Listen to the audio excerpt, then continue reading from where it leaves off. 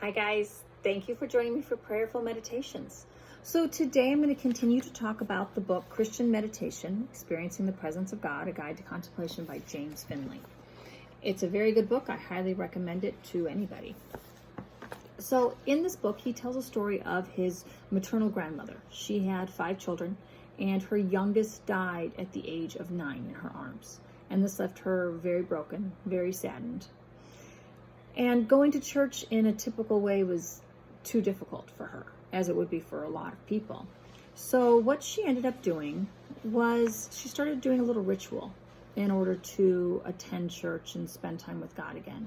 She would walk to the church, light a candle, sit there for a while in quiet by herself, and then she would go home.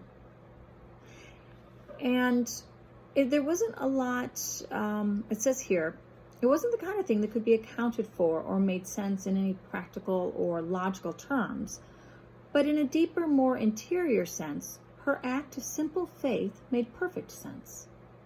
For walking into the church, lighting a candle, and sitting in silence embodied her own broken heart on a healing journey. Sometimes when things are too difficult, the simple act of just sitting with God, whether it be in a church, whether it be with a candle lit, whatever it may be, is the strongest show of faith that you can have.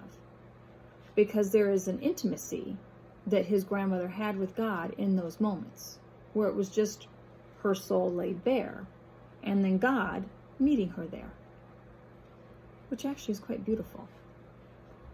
He says here, from time to time, awakened in the midst of sorrow and joy, to the mysterious ways in which God sustains us and our powerlessness to sustain ourselves.